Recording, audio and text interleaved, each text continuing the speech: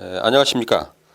이번 시간은 공기 조화에 대해서 살펴보겠습니다.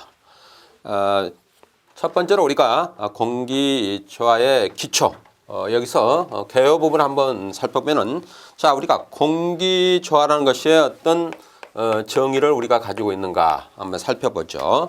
자, 우리가 공기 조화는 어떻습니까? 빌딩이나 또한 주택, 이런 것이 전부 다 뭐죠? 건축이죠, 건축. 그래서 우리가 건축 공간에서 우리가 원하는 어떤 상태, 즉 쾌적이죠, 쾌적. 쾌적도를 우리가 유지하기 위해서 거기에 관련된 우리가 온도라든가 습도, 기류, 또한 거기에 관련된 청정도를 우리가 제어함으로써 결국 어떻게 됩니까? 쾌적성을 우리가 유지할 수 있다. 그래서 여기 관련된 것이 온도, 그 다음에 습도, 또한 기류, 드래프트가 되겠죠. 여기에 또 관련된 청정도를 인간이 원하는 어떤 상태로 유지 관리하도록 하는 것이 바로 공기 조화다. 뭐 이렇게 보시면 될 것 같고, 자, 그러면 우리가 이렇게 하는 목적은 어디에 있는가? 공기 조화에 왜 그렇게 우리가 해야 되는가? 그것은 뭐 여러분들이 생각해 보시면 잘 아시겠지만, 공기의 어떤 적정 상태를 우리가 유지함으로써 어떻게 되죠? 위생적인 어떤 그런 어떤 상황에서 우리가 생활할 수 있다. 그래서 결국 건강과 직결이 되겠죠. 건강. 그래서 결국은 위생의 어떤 상태, 쾌적의 어떤 상태, 위생의 어떤 그런 어떤 좋은 조건을 만들어주는 어떤 거주 건강으로 유지하기 위해서 우리가 하고 있다. 뭐 이렇게 보시면 될 것 같고. 자, 그러면 공기 조화에 관련된 분류는 어떻게 되는가? 우리가 두 가지로 분류하고 있죠. 하나는 보건용 공조가 있고, 또 하나는 뭐죠? 산업용 공조가 있고, 두 개로 이렇게 분류를 할 수가 있다. 그래서 이제 우리가 보건용 공조는 말 그대로 우리가 인간에게 어떤 필요한 어떤 그런 부분에 공조를 하는 것을 의미하고 있다. 뭐 이렇게 보시면 되겠죠. 그래서 결국은 거기에는 이제 우리가 빌딩이라든가 사무실 혹은 병원의 수술실 뭐 이런 것들은 전부 다 보건용 공조에 해당이 되겠죠. 또한 산업용 공조는 어디에 해당됩니까? 우리가 어떤 인간이 먹고 마시는 어떤 그런 음식이라든가 또한 어떤 여러 가지 우리가 어떤 병원에 아플 때나 치료하기 위한 여러 가지 그런 어떤 치료약들 이런 것들은 전부 다 어떻게 되죠? 산업용 공조에 해당이 되겠죠. 그래서 알아두시기 바라고. 자, 그렇게 해서 우리가 한번 살펴봤고, 그 다음에 이제 공기 조화의 의미는 무엇인가? 마지막에 이제 의미가 있죠. 자, 의미는 말 그대로 우리가 HVAC다. 그래서 HVAC의 어떤 의미를 가지고 있다. 그래서 H는 뭐죠? 히팅, 열이 되겠죠. 그 다음에 V는 뭐죠? ventilating, 환기가 되겠죠. 환기. 그 다음에 A는 우리가 에어를 의미하고 있고, C는 컨디션, 이렇게 해서 에어 컨디션, 뭐 이렇게 부르고 있죠.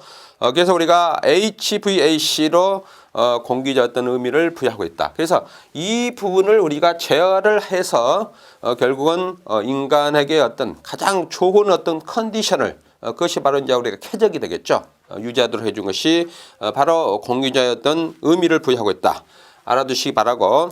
다음은 이제 공기조화의 환경입니다. 환경. 자, 환경은 어떤 것들이 있는가? 그래서 여기에 이제 우리가 실내 공기의 중요성을 보죠. 중요성. 그래서 공기의 중요성은 어떤 것이 있는가? 뭐 여러분들이 어느 정도 이해는 하시겠지만은 산업화 인구의 도시 집중으로 환경이 오염되고 오염이 됐죠. 많이 오염이 됐습니다. 그래서 환경에 어떤 오염이 되고 또한 어떤 것이 있습니까? 국민의 건강과 생존을 위협하는 환경 문제가 여러 가지 대두가 되겠죠. 그래서 환경 문제 이런 것들, 그 다음에 또 80% 이상을 건물 내에서 우리가 생활하는 이런 부분이 되겠죠. 그래서 80% 이상을 우리가 건물에서 계속 생활하고 있습니다. 이런 여러 가지 원인 때문에 우리가 어떻게 됩니까?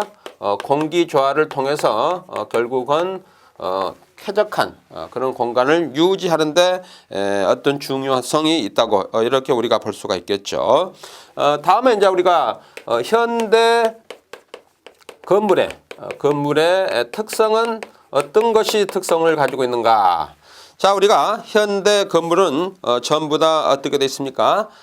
우리가 옛날에는 이제 우리가 어떻게 되죠? 산에서 나는 목재라든가 천연 여러 가지 자원들을 우리가 이렇게 활용해서 집을 짓고 또한 사무실 공간을 만들고 뭐 이렇게 했었죠. 그렇지만 지금은 어떻게 됩니까? 그런 나무가 많이 이제 이렇게 우리가 사용하다 보니까 고갈이 되고 그로 인해서 건축 자재들도 어떻게 됩니까?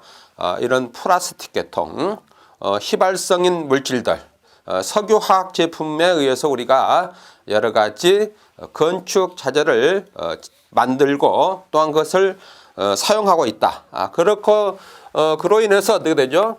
결국은 건물 증후군이 발생하고 있다. 건물 증후군. 그래서 이것을 우리가 이제 sick building syndrome 뭐 이렇게 부르기도 하는데 이로 인해서 결국은 어떤 문제가 발생합니까? 결국은 두통이라든가 현기증, 메스컴, 그다음에 졸음, 집중력 이와 같이 우리가 인간에게 여러 가지 이 머리를 통해서 두뇌를 통해서 그런 자극을 결국은 유해 물질이 줌으로써 여러 가지 건강 해를 주고 있다. 뭐 이렇게 보시면 될 것 같습니다. 그래서 그런 분들의 어떤 현대 건축물의 어떤 특성이 결국은 석유화학 제품으로 인해서 그것이 인간에게 여러 가지 유해 물질을 거기서 발생시키고 있다. 그것이 이제 어떤 특징이 되겠고, 다음에 이제 빌딩 증후군. 빌딩 증후군 혹은 뭐 건물 증후군 뭐 이것은 우리가 SBS Sick Building Syndrome 혹은 TBS Tight Building Syndrome 뭐 이렇게도 우리가 부르고 있는데 결국은 이런 것들은 전부 다 어떻게 됩니까?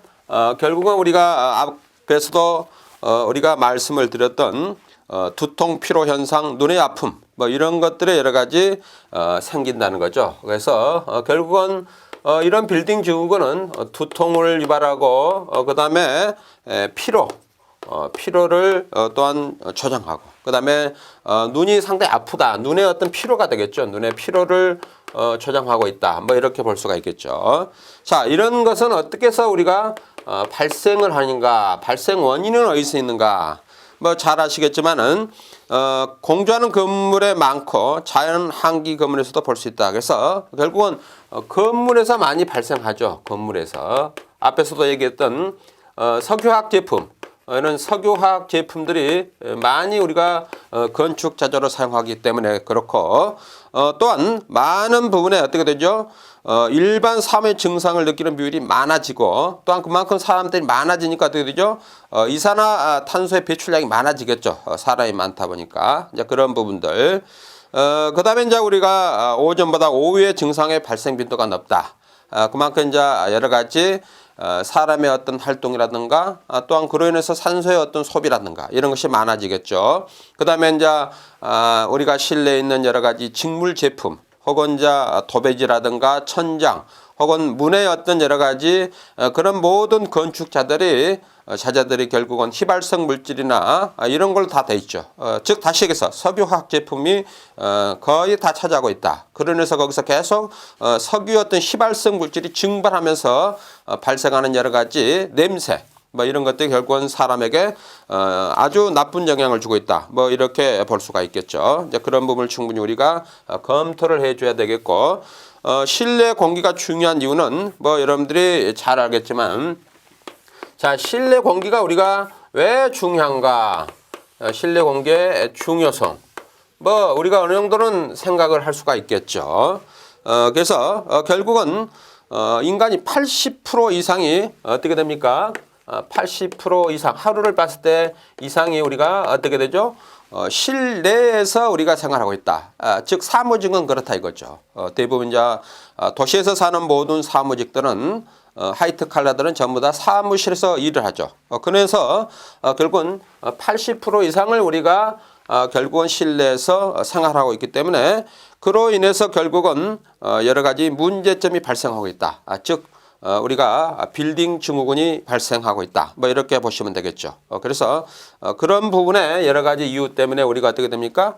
공기 조화 설비를 시설을 설치해서 그런 부분에 유해 물질이라든가 또한 공기의 어떤 산소의 어떤 그런 농도가 부족함으로 인해서 그것을 우리가 환기를 시켜서 새로운 공기로 투입을 실내함으로써 사무실에서 일하는 모든 분들에게 쾌적성을 줄 수 있다. 뭐 이렇게 볼 수가 있겠죠. 이제 그런 부분을 참고해 주시기 바라고. 다음은 실내 공기 환경 물질의 기준치. 자, 환경 물질의 기준치는 어디 있는가? 물질의 기준치. 자, 물질의 우리가 기준치는 어떻게 되는가? 뭐 이것도 여러분들이 참고를 해 주시기 바랍니다. 그래서 거기에 보면 이제 우리가 오존이나 이산화탄소, 그다음에 포름알데히드 이런 여러 가지 그런 물질들이 많이 우리가 실내에 이렇게 발생하고 있죠. 그래서 가장 중요한 것은 이제 라돈입니다. 라돈. 이 라돈은 어떻게 됩니까? 거기에 나와 있는 것처럼 폐암을 유발시킨다. 가장 중요한 것이 이제 폐암입니다. 폐암. 그래서 이 나돔이라는 것은 우리가 결국은 흙에서도 발생할 수 있겠지만 시멘트라든가 이런 대리석 이런 데서 이제 우리가 발생하고 있기 때문에 사실 여러분들이 매스컴을 들어보면 아시겠지만 담배를 피우지 않는 이런 아주머니라든가 할머니가 어떤 폐암에 걸리는 그런 것도 여러분들이 뉴스에서 보았을 겁니다. 그런 이유는 뭐입니까? 노약자들은 어떻게 되죠? 방에서 이렇게 많이 나오질 않죠, 밖으로. 그런데 이제 우리 모든 그 건축들은 어떻게 되죠? 콘크리트라든가 이런 걸로 전부 다 이렇게 구성이 되어 있죠. 벽이라든가 이런 부분에. 그러니까 그런 데서 결국은 나돈이 계속 이렇게 거기서 나와서 결국은 사람에게 우리 몸에 이렇게 흡수가 되는 거죠. 그로 인해서 결국은 암의 어떤 유발을 할 수 있다. 뭐 이렇게 볼 수가 있고. 그다음에 또 우리가 눈여겨 봐야 될 것이 결국은 포름알데히드입니다. 포름알데히드. 그래서 포름알데히드도 많이 이것이 어떻게 됩니까? 이것이 배출되고 있다. 이것은 건축 자재에서 이제 우리가 많이 배출되고 있습니다. 그래서 거기 나와 있죠. 단열재라든가 각종 합판 및 보드 전부 다 이것은 어떤 석유 화학 제품이죠. 거기서 이제 우리가 발생하고 있다는 사실입니다. 그다음에 휘발성 유기용제, 휘발성. 그래서 휘발성 유기용제에서도 우리가 많이 이것이 유해 물질들이 이렇게 배출되고 있다. 뭐 이렇게 보면 되겠죠. 또 그것은 어떻게 됩니까? 혈액의 독성이 아주 강하고 그로 인해서 혈소판 감소증이라든가 벽혈구 감소증, 빈혈 뭐 이런 것을 유발하고 있다는 거. 여기에는 이제 어떻게 되죠? 뭐 페인트라든가 카페, 이런 카페트. 그다음에 잡지 신문에서도 뭐 여러분들이 냄새를 맡으면 기름 냄새가 나죠. 이제 그런 것들이 전부 다 해당이 되고 있는 거죠. 그래서 참고해 주시기 바라고. 다음에 이제 우리가 거기 보면은 공기 환경 기준치입니다. 공기 환경 기준치. 그래서 공기 환경 기준치는 어떻게 되는가? 거기에 보시면은 결국은 우리가 이것은 이제 우리가 여러 가지 미국의 보통 아시레 그래서 우리가 미국 냉난방 공조 기술자 학회라고 있죠. 거기서 이제 우리가 공기조화에 관련된 여러 가지 규정들을 많이 따르고 있죠. 그래서 우리가 아시레 걸죠. 그래서 AS 그다음에 HRAE로 해서 우리가 아시레 뭐 이렇게 우리가 부르고 있는데 여기서 이제 규정한 여러 가지 실내 공기질에 대한 그런 규정을 우리가 따르고 있다. 뭐 이렇게 보시면 될 것 같고 최근에 이제 우리가 국내 우리가 실내 공기 환경 기준도 이렇게 규정을 해서 나오고 있죠. 그래서 국토부라든가 고용노동부 뭐 이런 데서 또한 보건복지부 여기서 이제 우리가 여러 가지 그 공기 질에 대해서 또한 그 유해 물질의 어떤 농도에 대해서 어느 정도가 오버하면은 이것은 유해하다. 그래서 가이드라인을 이렇게 설정하고 있는데 가장 중요한 것은 우리가 이산화탄소를 기준해서 사용하고 있다는 사실입니다. 그래서 그것도 참고해 주시기 바라고. 그다음에 실내 공기 오염의 예방체. 자, 예방체. 공기 오염의 예방책은 어디에 있는가? 예방책을 한번 살펴보죠. 자, 한번 어느 정도는 이제 우리가 알 수는 있겠지만은 오염원 및 요소를 최소화한다. 그래서 오염원의 어떤 그런 요소를 우리가 가장 적게 하는 것이 가장 좋겠죠. 그다음에 실내 공간에서의 오염 공기 배출과 환기를 철저히한다. 그래서 환기 철저죠, 환기. 환기를 또한 철저히 해줘야 되고, 그다음에 실내 공기 환경에 관한 구체적인 기준치를 설정해야 된다. 그다음에 이제 기준치를 설정을 해야 된다. 이 기준치는 우리가 개인별로 설정하는 것이 아니고 정부에서 권장하는 기준치가 있겠죠. 그것에 맞게끔 우리가 그 기준치를 확인하고 그것을 우리가 항상 모든 사무실 직원들이 인지할 수 있도록 그렇게 해서 누구나 어떤 기준치가 이상이 되면은 환기를 시킬 수 있는 그런 어떤 패턴으로 이렇게 진행이 돼야 되겠죠. 이제 그런 부분들. 그다음에 공기 환경에 대한 새로운 인식의 교육. 그래서 또한 교육이 또한 철저히 우리가 해야 되겠죠. 그래서 공기 환경이 아주 인체에 해롭다. 그래서 우리가 누구든지 어떤 기준치에 이상이 되면 그것을 환기를 시키고 항상 쾌적성을 유지할 수 있도록 우리가 모두가 관리해야 된다. 이런 사명감과 또한 그런 어떤 책임감을 가지고 우리가 해야만이 이런 어떤 공기 오염에 대한 것을 우리가 대비를 할 수가 있겠죠. 이제 그런 부분을 의미하고 있고, 다음은 공기조화의 설계 조건입니다. 그래서 자, 공기조화의 설계 조건은 어떤 것이 있는가? 설계 조건. 뒤에서도 뭐 어느 정도 나오겠지만은 우리가 설계 시 고려 사항이 있습니다. 설계 시 고려 사항. 그래서 설계 시 어떤 것을 우리가 고려를 해야 되는가? 대충은 우리가 어느 정도 인지는 할 수 있겠죠. 그래서 최대 냉난방 부하 및 연간 부하를 고려해야 된다. 그래서 결국은 부하를 고려해야 한다. 부하를 고려해야 되고, 그다음에 장비는 사용 연수에 따른 효율 감소, 유지 관리 경제성을 고려해야 된다. 그다음에 이제 경제성, 타당성에 대해서 비용을 투자한 만큼 그만큼 손실이 없이 유효하게 우리가 사용할 수 있는가? 그것이 대단히 중요하겠죠. 그다음에 고효율기를 채택하는 등 시스템의 에너지 효율을 향상시키기 위한 방법을 고려한다. 그다음에 효율을 향상할 수 있는 여러 가지 방법과 테크닉을 우리가 검토해야 된다는 거. 그다음에 적정한 조닝을 우리가 나누어 계획한다. 그래서 적정한 어떤 조닝 상태도 우리가 검토를 해야 된다는 거. 그다음에 공기 요구되는 청정도의 공기를 필요한 양만큼 생산할 수 있어야 한다. 그래서 청정도의 어떤 유지 능력도 우리가 검토를 해야 되겠죠.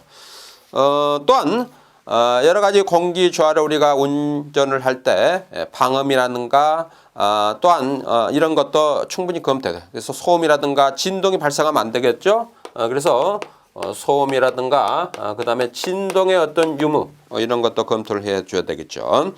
그다음에 설계 시 공기 조화의 기본 사항은 어떤 것이 있는가? 그래서 기본 사항을 한번 또 살펴보죠. 자, 첫 번째는 우리가 공기 조화기는 실내에 공급되는 공기를 사용 목적에 적합하도록 조절하는 것으로서 거기에는 우리가 기본 구성이 이렇게 갖춰져야 되겠죠. 기본 구성. 그래서 기본 구성품이 이제 거기에 갖춰져야 되는데 거기에 나와 있는 것처럼 필터가 있어야 되고 그다음에 혼합 챔버가 있어야 되고 그다음에 우리가 냉각 코일, 가열 코일, 온방과 냉방에 관련된 그다음에 그것을 운반하는 우리가 댐퍼 이런 것들이 전부 설치해야 되겠죠. 그래서 이제 그런 부분을 충분히 우리가 검토를 해줘야 되고 그다음에 공기조화기는 수평형, 복합형, 한기편의 내장형, 콤팩트 등의 형태가 있으며 선정 시 기본 사항은 다음과 같다. 그래서 우리가 공기조화기를 어떤 것을 사용할 거냐? 조화기의 어떤 형태를 선정을 해줘야 되겠죠. 그것도 상당히 중요하다는 사실을 기억해 주시기 바라고. 그다음에 이제 공기조화기 어떤 선정에 관련된 부분이 있습니다. 그래서 선정을 어떻게 하는가? 공기조화의 선정. 조화기를 우리가 선정할 때, 자, 첫 번째는 우리가 공기 조화기 냉온수 수량, 코일 능력에 근거하여 결정한다. 그래서 냉온수 수량을 우리가 결정을 해야 된다는 거. 냉온수 수량을 결정을 해야 된다는 거. 이것은 코일 능력에 의해서 우리가 결정하고, 그 다음에 냉수 입출구 온도차는 일반적으로 5도를 기준한다. 그래서 냉수 입출구 온도차는 결국은 5도를 기준해서 우리가 한다는 거고, 그 다음에 냉온수 입구의 온도는 일반적으로 냉수 7도, 온수는 우리가 60도를 기준한다. 그래서 냉온수의 입구 온도가 결국은 두 가지로 이렇게 나누죠. 그래서 우리가 냉수는 7도고, 냉수는 7도. 그 다음에 우리가 온수는 얼마죠? 온수는 60도를 기준한다는 거. 이것도 참고해 주시기 바랍니다. 그 다음에 이제 우리가 유닛형 공기조화기 선정을 할 때 어떻게 해야 되는가. 그래서 유닛 공기조화의 조화의 선정도 거기에 나와 있죠. 그래서 그것도 송풍량을 결정해 줘야 되고, 그 다음에 냉각량과 가열량을 또한 우리가 결정을 해줘야 된다. 그 다음에 이제 컴팩트형 공기조화기 선정도 거기에 나와 있습니다. 컴팩트. 그래서 컴팩트 할 때는 컴팩트형 우리가 공기조화기는 어떤 것을 또한 선정을 해줘야 되는가. 거기에 송풍량을 우리가 선정을 해줘야 되고, 그 다음에 풍량비에 따른 냉각 및 가열 능력을 우리가 보정해서 그것을 이제 선정을 해줄 수 있도록 그렇게 해야 되겠죠. 그 다음에 이제 거기 밑에 보면은 우리가 구동 방식을 어떻게 할 건가. 구동 방식이 중요하겠죠. 그 다음에 이제 공기조화기는 사용 조건에 따라서 거기에 이제 송풍기라든가 전동기, 그 다음에 필터, 그 다음에 가습기를 어떤 걸로 우리가 선정을 해야 되는가. 이것도 상당히 중요하겠죠. 그 다음에 이제 우리가 덕트를 설치하는데 그 덕트에 우리가 여러 가지 압력의 어떤 상태도 충분히 우리가 고려를 해야 되겠죠. 그래서 정압과 동압의 어떤 그런 것에 따라서 드래프트, 즉 기류가 여러 가지 흘러갈 때 그것이 어떤 효율성 있게 흘러갈 수 있는가, 그런 것도 우리가 검토를 해줘야 된다.